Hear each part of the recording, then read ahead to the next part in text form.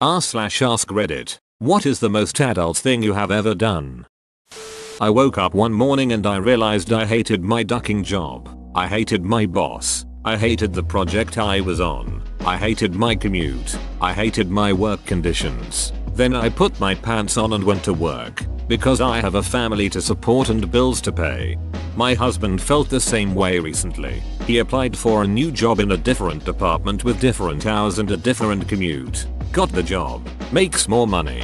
Life is better. It's worth a try finding a different position that makes you happy rather than accepting one that makes you miserable. Best of luck. I found a little kid alone while I was at a concert that you don't want your kid to be alone at. I was really ducked up, but when I saw her walking through a crowd alone, I got down on one knee and asked her if she was okay. She said she had gotten lost. I had her stand with me on a barricade right where I found her until a near hysterical mom came running up to claim her. I made sure her mom wasn't too ducked up to watch her, and it seemed like a genuine regular mistake. It was weird because random chicks kept trying to take the girl from me as though a dude couldn't be trusted to help a little girl. But I was just like, no, she is staying right here until I find her parents. Good man. Kind man. Wise man. More of an old man thing. The week I bought my house, there was an after school girl fight in my front yard. The house had been on the market for a while and they probably thought it was still empty. I ran out and yelled, "Hey you kids, get off of my lawn." But I couldn't help laughing. Pretty sure it was the uncontrollable laughter that scared them into running away. The spot to gather for the school bus used to be in my driveway, not next to the driveway, not on the sidewalk on either side of my driveway, the actual driveway. I'd wake up to kids practicing band instruments or yelling at each other. I did yell at them one day when they were bouncing a football against the front of the house. The last straw though was when I came out to see the mailbox had been utterly destroyed. Plastic pole too. I thought one of the kids was mad I had yelled or something. The next morning I opened the garage and leaned against my car in my robe, coffee in hand, giving all the kids the stinky while they shifted uncomfortably down the sidewalk a bit out of the driveway. Later that day a couple gents from the county school district came and replaced the entire mailbox pole and box. Explained the bus had backed into it and destroyed it, not the kids. After I thanked them and called and thanked the district office, I found the contact info for the office that maps the school bus stops and asked them to move the stop out of my driveway. They agreed and I haven't had any issues for years. Who the duck was the genius that decided that a residential driveway would be the area bus stop? That's how it was where I grew up. Pretty common in the suburbs.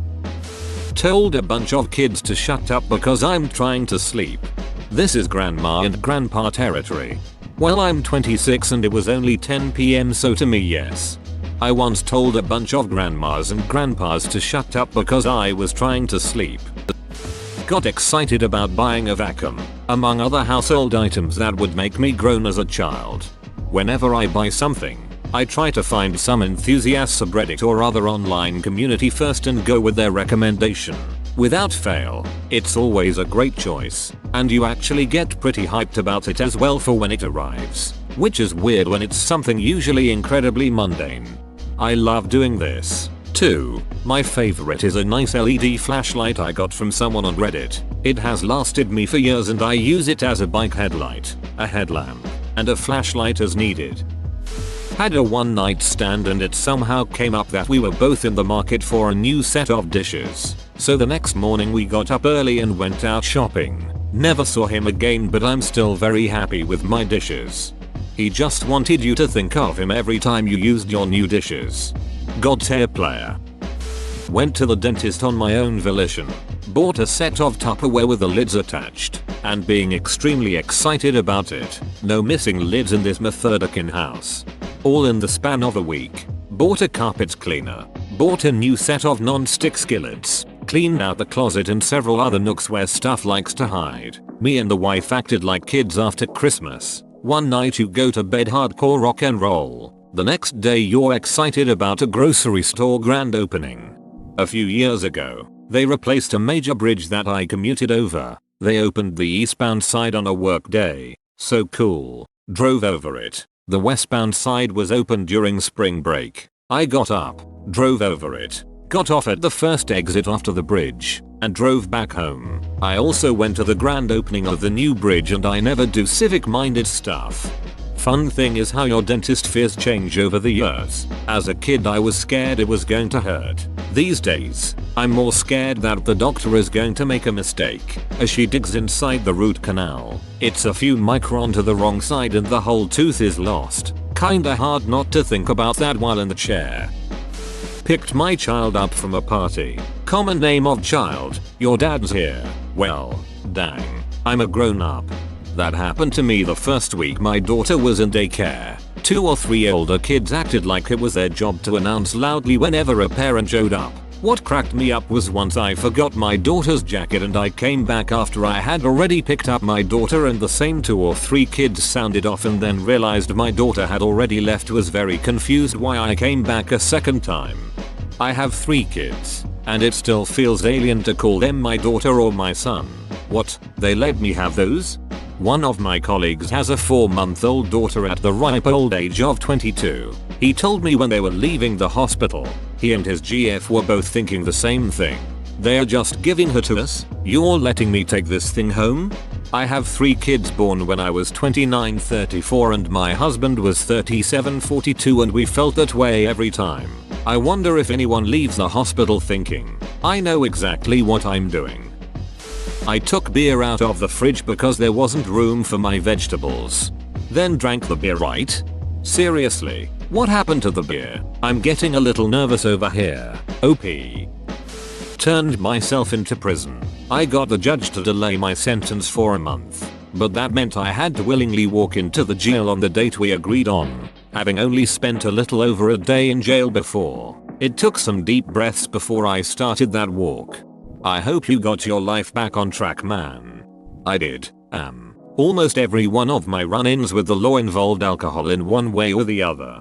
Gave up drinking in 2016 when my last bad arrest was and haven't had an incident involving a cop since. I am sensing a correlation. I'm not in AA and I don't walk around telling people I'm a recovering alcoholic. I don't believe in that system or mindset because alcohol still controls your life. I don't hate on it either, for I believe each individual their own unique solution to a problem. In the past year that I have been out of jail I have only consumed alcohol 5 times and each time it wasn't enough to get drunk. 2-4 beers over the course of several hours. I got a little buzz and had fun doing whatever I was doing. Fantasy football draft was one of the times, but I woke up feeling like total shit the next day. Back when I used to drink every day, I never woke up hungover, got headaches or puked, and I was drinking a lot back then. After those few crappy days where I had a massive hangover from 4 beers, it made me lose even more interest in alcohol. That plus 3 months in jail. I thought I was going to do a year plus, but I hired a very good lawyer. 1 month in rehab, $30,000 in costs, not including rehab. 5 years of probation and 6.5 years of license suspension, all because of alcohol. Changed my perception of the drug and how it affects me. In addition, I don't go around preaching about how horrible alcohol is because it isn't for a lot of people. For over a decade I had fun drinking, having parties, cookouts, going out to bars and socializing was fun. I still did some dumb stuff, as we all did because we would drink a lot. Early 20s, maniac, Philly, but it was not criminally dumb shit. I changed in my late 20s and alcohol stopped making me have fun, so I stopped drinking. I wish I could say my mental health has improved since then, but it hasn't noticeably. Let's say on a scale that measures mental health, I went from a 3 to a 4. Every day is a struggle, but today I am going on over 24 hours without a major depressive state and without any major panic attacks. I am still a little nervous, for no reason, but it is not like the anxiety that I am used to facing. This feeling is probably only temporary, but the fact that it has been over an entire day is awesome. Thanks for the support. Hey man, good for you for making changes to your life. I am 3 years clean from oxycodone and I'm here to tell you that the struggle never completely goes away. Most days it's far enough a day that I don't even pay attention to it. Some days it comes back and cripples me as hard as those first few days of dope sickness did. Counseling, that's my suggestion. Not even for addiction or for recovery, just regular old emotional counseling. It is a wonderful tool. Good luck. Signed a surgery consent for a 5-day-old. Under alternatives to surgery. Death, just death. He'll be 27 soon.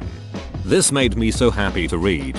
Sign a surgery consent for a 20-day-old. Same alternatives. He is 3 and climb trees. Instead of playing one more game or one more turn, I decided to turn it off as I had work in the morning and needed sleep. 21-year-old me would stayed up till 3 and went in half asleep.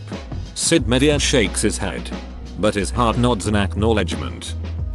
Driving to my girlfriend's, now wife, college to inform her that her dad had passed away and bringing her home to be with her family. I was 18 or 19 at the time and remember feeling like I was in way over my head, but that it was something I had a duty to do. I can't say I've done something so important, but I helped my girlfriend run away from her abusive home and find a homeless shelter when she was 17 and I was 19. Definitely not my happiest day, but I felt I did the right thing. So I understand what it feels to be going in too deep, too young. I know somebody might ask, so I'll let you know I didn't bring her to my home because my mother didn't allow it, so a shelter had to do. What was the outcome of that? She decided to go back to help her younger sisters who stayed at home. She eventually graduated high school through a lot of work. Now she's working and attending college. We broke up about a year after that, but she's doing fine. I think she found a way to keep her mother under control and still move her life forward. I started a sentence with "when I was your age" in a condescending tone while talking to a child. I do this ironically to people a few years younger than me. The funniest person to do it to, though, is my friend who's a week younger than me, so I can just tell her what I was doing a week ago. One of my closest friends is like 6 days younger than me. I need to do this next time I see him. Went to a grocery store and only bought groceries. I have yet to achieve such level of adulthood. Can't go for groceries without some beer or frozen pizza I didn't plan on buying. Frozen pizza isn't groceries? Oops. Made cremation arrangements for my fiancée. That's heartbreaking. I'm so sorry. Instead of telling what I want from our relationship, I started to listen, and this time I didn't have to break up with her. I was Santa 1 year. Actually care how your lawn looks compared to your neighbors who must mow it every other day because it's always so damn perfect. I love the suburban phenomena of the lawnmower chain. First nice day of spring it begins. One man on the block somewhere looks out and sees his old adversary, the grass. He knows that green blanket of ever-growing chore will be there whenever, but he says to himself, "It's a nice day, may as well get started for the year." Across the neighborhood, town, and dare I say state, it spreads. He has started the lawnmower chain reaction. Men nearby hear the sound of a running mower and with a sigh confront their own lawn. This pushes the noise out further like ripples on a pond until at last, it has fully begun. Yesterday my next door neighbor mowed. Ducker, I'm here at ground zero. I got rid of all the clutter and accumulated stuff in the house and boiled it down to just what's actually needed and put to use. The feeling when you can finally sit down after decluttering and cleaning up is amazing. I called a group of teenagers a bunch of wild animals. Didn't even notice I was waving my fist in the air. When did my pants get this high up? I emotionally dropped people I had cared about who obviously didn't care about me. Took me a while, but I'm finally feeling okay. This is so ducking hard but worth it. Good on you. I am the only child of divorced parents. The most adult thing I've ever had to do was make the heartbreaking decision to send my dad to hospice after a massive stroke. He never talked about what he would want done in a situation like that. I still blame myself for killing him. He died on Father's Day 6 years ago this year. In no way did you kill him. You did the best thing for him. A massive stroke sends someone on a downward spiral hard and fast. Look at it this way. You put him where he had constant care and he still didn't make it. You couldn't have done better at home. I'm very sorry for your loss. Thank you. They said they could have put in feeding tubes and other barbaric things and he might last 6 more months or so in a nursing home. I know he wouldn't have wanted that. At least I hope that's true. I miss him every day. Thank you for allowing me to talk about him. I have a meeting with my lawyer last week to write my will. Caution. Well, that should do it. Dot. And you get a bill for $700. Was on my way to pick up drugs. Some 15-year-old kid asked me if I knew where to get drugs. I told him to get his ass home. More drugs for me or resell immediately for inflated price to buy more drugs, then sell those drugs and repeat for infinite drugs and money. I washed my walls. Washing walls is one of those things you don't realize needs done until you actually look at them closely and go I've found the easiest way is to buy a cheap sponge mop. It covers a large area and can get the higher parts up toward the ceiling with minimal effort. I've been saving for my dream car since I was 15. 97 RSP Toyota Supra Turbo. I could buy one right now, but instead I'm saving for a house so that I won't have a mortgage. I found one a few years ago that had 22k miles on it and the guy only wanted 40k for it. Toyota had always done the maintenance on it and he had all the paperwork proving it. The car had never even seen the rain. I punched myself in the face that day to make sure I didn't buy it. One day I will own one. Terrifying self-control. Unexpectedly come into a bunch of money and invest it rather than spend it. Same. But I spent it and paid off all of my credit card debt, which I've proudly maintained a zero balance on for 4 years after carrying a 515k balance for 7. I drove around for an extra hour on my way home from the gym just so I could listen to the rest of an NPR story. Paid all of my credit card bills as soon as I got paid and spending my weekend studying for GMAT instead of partying and getting drunk like I wanted to. I'm the sole breadwinner for my wife, 2 children, and myself. Dang, supporting an entire family on a single person's income in 2018. Actually incredible. Bravo, my dude. I ran away from my abusive home at 16 with less than $40 in my possession. Worked all kinds of jobs simultaneously to finish college on time. Wrote my thesis by hand because I was so poor.